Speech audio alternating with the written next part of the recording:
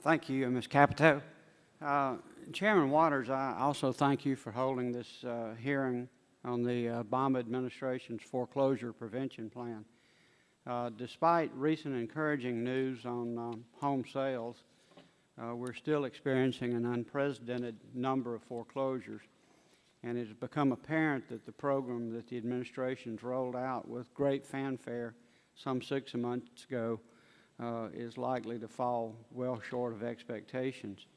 I believe that the overall approach of the administration's foreclosure prevention initiative was flawed from the inception. I think the best way, in fact the only way, I think to stop this epidemic of foreclosures is to get our economy rolling again. As long as people are losing jobs, they're going to lose their homes, and we basically have no alternative other than to, what I think is, get the government out of the spending spree that we're witnessing in Washington and the accumulation of massive debts, and allow the private sector to create those jobs. And I think that's how you save these homes. And I think until Washington restores its fiscal discipline and stops the spending spree we're on, we're going to continue to just substitute public funds and taxpayer funds for the lack of private funds. And a homeowner who's lost his job is simply, what he needs is a job and not a government handout. Let me say this, the message I think that our constituents gave us over the August break, and they gave it loud and clear, is that they don't want to fit the bill, they don't want to pay the bill for another untested government program, and I think this is one of those programs. And unfortunately, I don't think it's going to demonstrate a lot of success.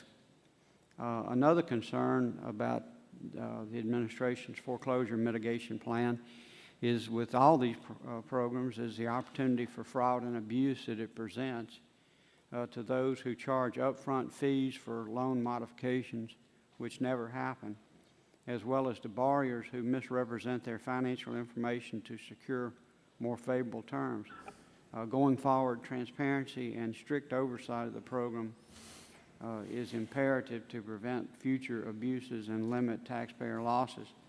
On another note, I noticed that the chairman of the full committee is here, and I want to express to him and the committee that I'm troubled by his announcement yesterday that he intends to include bankruptcy cram down in his broader package of regulatory reform.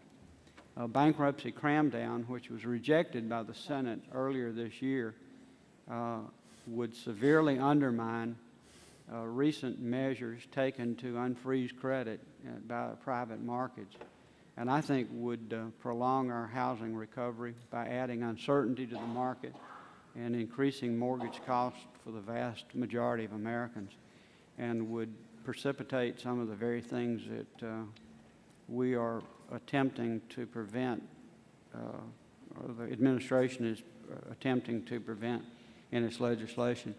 I know the terrible cost of foreclosure, not only for the families involved, but for the communities. It is a terrible thing that we are all witnessing with these high foreclosure rates. But I still think that the government has simply got to end its substitution of public debt for private debt. If we don't, not only I think are we going to continue to drag this economy down and cause greater losses of jobs, but we're also going to pile up an unpayable debt on our children and grandchildren. And I'll close by saying I noted in the Wall Street Journal that the dollar has hit a new low. I believe, importantly, that we've had a strong dollar and that has been a real benefit for us, but I think all these spending programs are undermining our currency, and I think that would be a disaster for this country. Thank you, Madam Chairman. Thank you very much. Mr.